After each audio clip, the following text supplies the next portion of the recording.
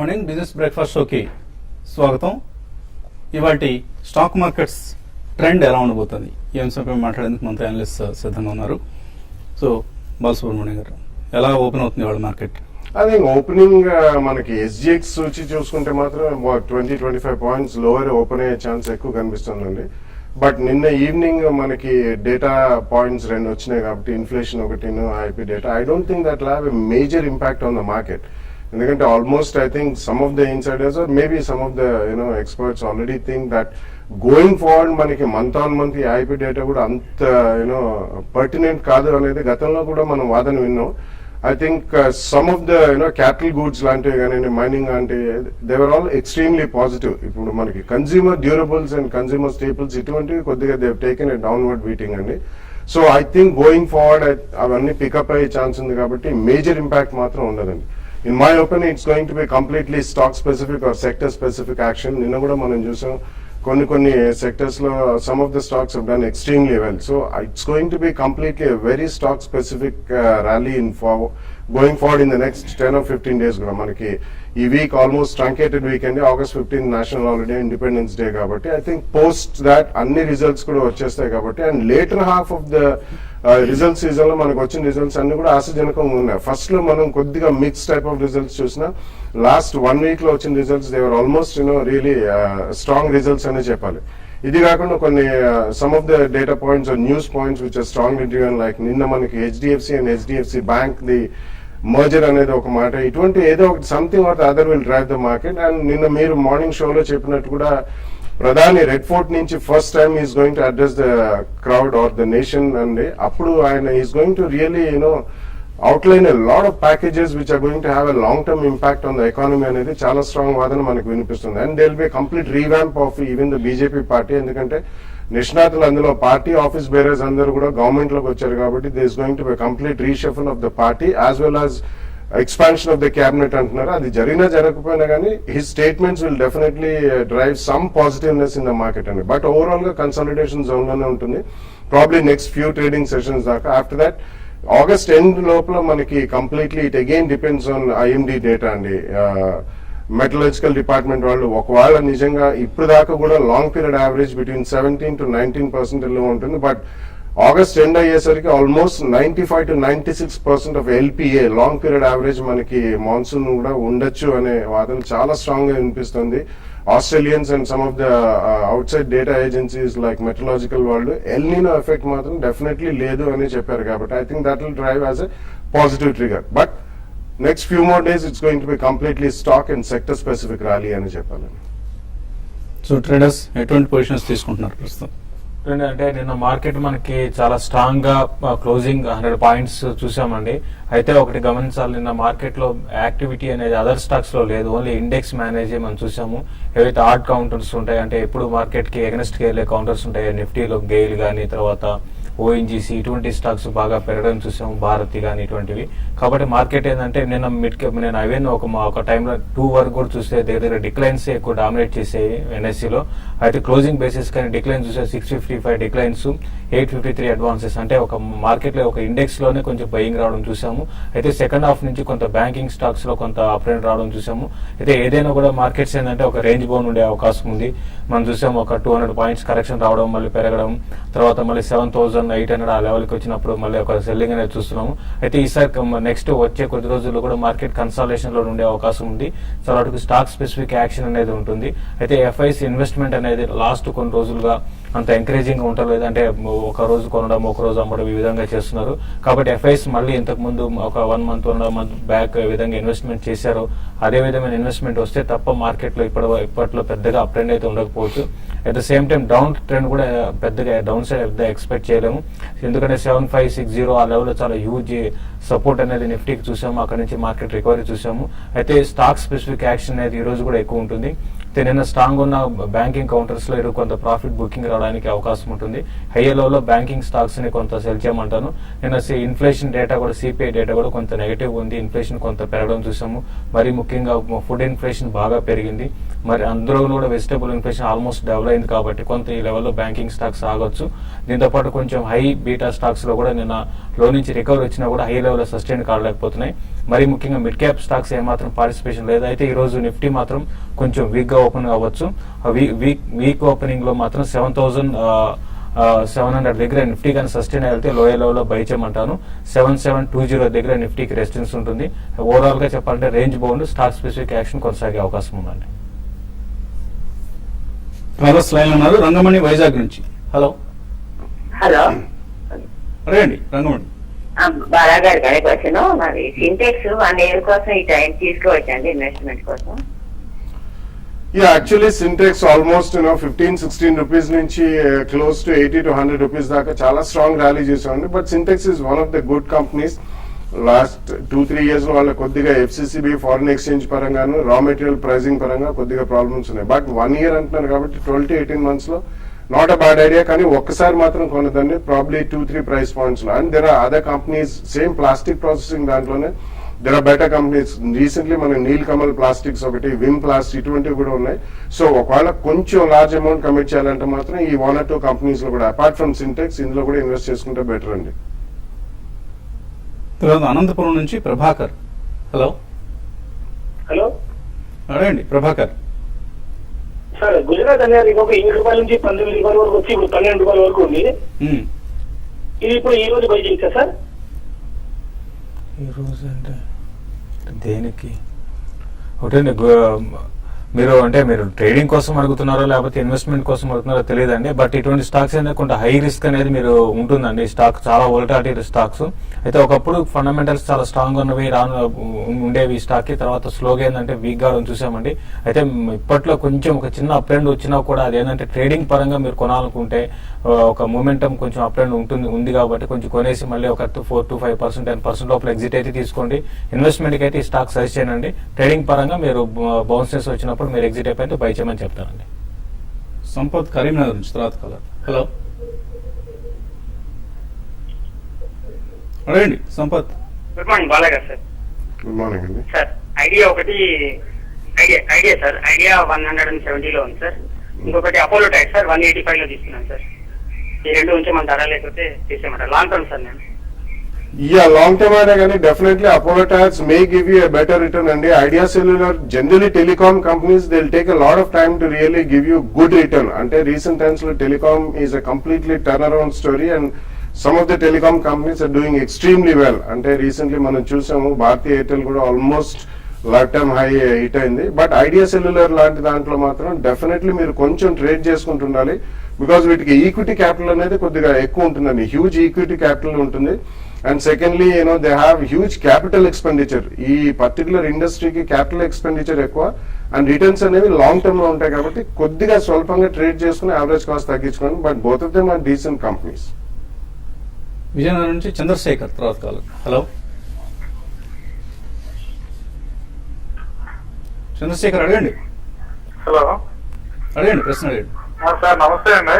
నమస్తే. హలో నమస్తే వినిపిస్తుంది అడగండి. అది సన్ఫార్మర్ 780 లో నేను తీసుకున్నాను సార్. అది ఈరోజు ఏమైనా బయటకు వచ్చేయమంటారు లేకపోతే హోల్డ్ చేసుకోమంటారు? ఇంకోటి యాక్సిస్ బ్యాంక్ 395 లో ఉన్నాయండి. అది లాంగ్ టర్మ్ కోసం తీసుకున్నాను. ఏ విధంగా ఉంటుందని కనుక్కున్నాను. ఇన్ఫార్మా రిజల్ట్ అయిపోయింది నిన్న, ఎట్లా వచ్చింది? రిజల్ట్ కొంచెం అనుకున్న దానికన్నా కొంచెం తక్కువ రావడం చూసామండి. అయితే స్టాక్ దానికి ముందే కొంచెం పెరిగింది కాబట్టి ఈ లెవెల్లో కొంచెం ఈ స్టాక్ ఆగొచ్చండి. కొంత ప్లస్ ఇది కొంచెం ఎక్స్పెన్సివ్ గా కనపడుతుంది కాబట్టి కొన్ని రోజుల వరకు స్టాక్ ఆగి కొంచెం కన్సాలిడేట్ అయ్యే అవకాశం ఉంది. కాబట్టి నా ఉద్దేశం ప్రకారం షార్ట్ టర్మ్ ట్రేడర్ అయితే మాత్రం కొంచెం హైయర్ లెవెల్ ఎగ్జిట్ కమ్మంటాను. ఇన్వెస్ట్మెంట్ కోసం అయితే డెఫినెట్ గా సన్ఫార్మాని పోర్ట్ఫోలియోలో మీరు ఇట్లా సేమ్ గా హోల్డ్ చేసుకోమని చెప్తాను. బట్ టైమింగ్ మాత్రం కొంచెం వీక్ గా ఉండొచ్చు. 780 బిలో వచ్చిందంటే 760, 750 దాకా రావచ్చండి. తర్వాత యాక్సిస్ బ్యాంక్ విషయానికి వచ్చారు. ఇది కూడా ఏంటంటే రీసెంట్ గా చాలా స్ట్రాంగ్ గా ఉంది. మరి ముఖ్యంగా ఇండెక్స్ బేసిస్ స్టాక్స్ లో ఇదే న్యూ హైస్ కి టచ్ కావడం చూస్తున్నాం. బట్ కొంచెం ఈ లెవెల్ ఆగొచ్చు. బట్ రెండు స్టాక్స్ మంచి స్టాక్సే కాబట్టి ఇన్వెస్ట్మెంట్ కోసం మీరు రెండింటిని కూడా హోల్డ్ చేయమని చెప్తానండి. మరి కాల్స్ తీసుకోబోయే ముందు కాసేపు విరామం.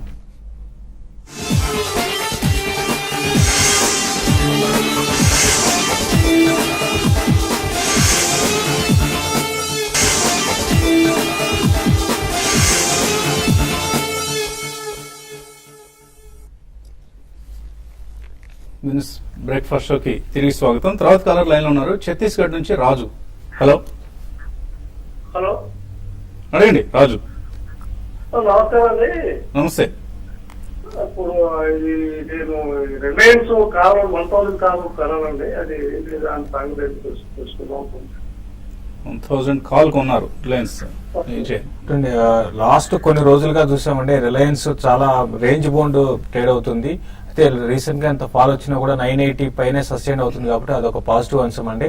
అయితే అట్ ద సేమ్ టైం పెరుగుతుందని కూడా చెప్పలేం, బట్ మీరు హోల్డ్ చేయండి. 980 అనేది చాలా స్ట్రాంగ్ సపోర్ట్. బిలో 980 కంటిన్యూగా ట్రేడ్ అయితే మాత్రం రిలయన్స్ కొంత వీక్ ఉండొచ్చు.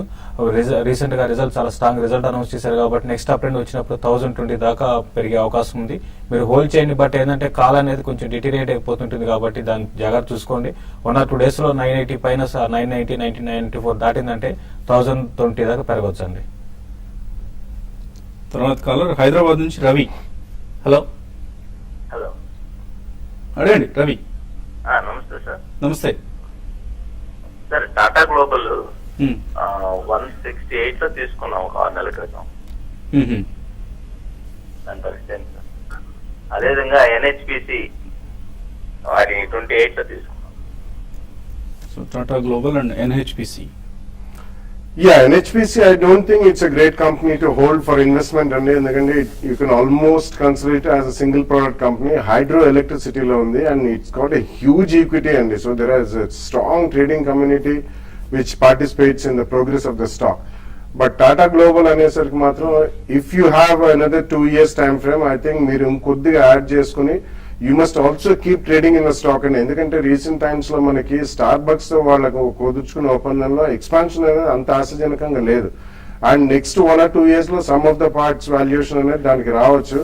But last crop in Brazil బాగా దెబ్బతిందండి కాబట్టి raw coffee prices may also go up for Tata Global which is also one of the consumers of coffee. So ఈ కాంటెక్స్ లో ఇండియాలో మనకి మాన్సూన్ కూడా బాగాలేదు కాబట్టి they are the second largest tea company in the world also. So రెండు విధాలు చూసుకున్నా రా మెటీరియల్ ప్రైజింగ్ ప్రెషర్ ఉండే అవకాశం ఉంది. So I think Tata global also మీరు ఐదర్ ట్రేడ్ చేసుకుని లేకపోతే you can shift out to better companies like Emami and Britannia. తర్వాత కాలర్ విజయవాడ నుంచి కుమార్. హలో గుడ్ మార్నింగ్ అండి. ప్రోవోక్ ఇండియా జైన్ ఇరిగేషన్ ఈ రేట్లో బై చేయొచ్చండి long term? Provogue and Jain irrigation. Provogue Jain irrigation అయితే ప్రోవోక్ అయితే లాంగ్ టర్మ్ కోసం మీకు వద్దనే చెప్తాను. దీంట్లో కన్నా మీకు వేరే అదర్ టెక్స్టైల్ కంపెనీస్ ఉన్నాయి కాబట్టి వాటిలోనే బై చేయమంటాను. ఇంకా జైన్ ఇరిగేషన్ విషయానికి వస్తే మీరు కంటిన్యూగా మీరు అడుగుతూనే ఉన్నారండి. అయితే ఈ కంపెనీ అనేది రీసెంట్ గా చూస్తుంటే మనకి 140 నుంచి కొంత వీక్ అయిపోవడం చూసాము. బట్ ఓవరాల్ ట్రెండ్ పరంగా చెప్పాలంటే అరౌండ్ 90-88 లో ఆ లెవెల్ లో స్టాక్ ఆగొచ్చు. మీరు లాంగ్ టర్మ్ ఇన్వెస్ట్మెంట్ ఉన్నప్పుడు డీప్ కరెక్షన్ లో బై చేయమంటారు. పెద్ద ఇమీడియట్ గా అయితే అప్డేట్ అయితే ఉండకపోవచ్చు. 112, 114 అయితే దాటకపోవచ్చు అండి. లాంగ్ టర్మ్ ఉంటే బిలో 100 వచ్చినప్పుడు దీన్ని బై చేసుకోమని చెప్తానండి. వీర్రాజు నూజివీడ్ నుంచి తర్వాత కాలర్. హలో వీర్రాజు అడగండి. హలో, నమస్తే సార్. నమస్తే. మేము పీటీసీ ఇండియా 84 రూపాయల్లో కొన్నామండి. ఐఎఫ్సిఐ 50 రూపాయల్లో కొన్నామండి. ఓకే. సర్కార్ రిలయన్స్ 40 రూపాయల్లో కొన్నామండి. వీటిని ఒక 6 నెలలు హోల్డ్ చేయొచ్చండి. ఎగ్జిట్ అన్నమాట. హోల్డ్ చేస్తే లాభాలు వస్తాయా?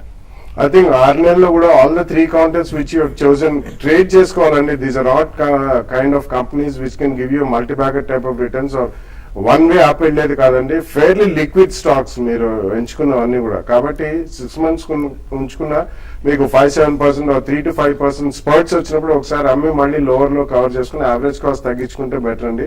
Otherwise you can shift over to some other sector and better stock for purely investment. Hello తర్వాత కాలర్ లైన్ ఉన్నారు రమేష్. హలో హలో అడగండి రమేష్.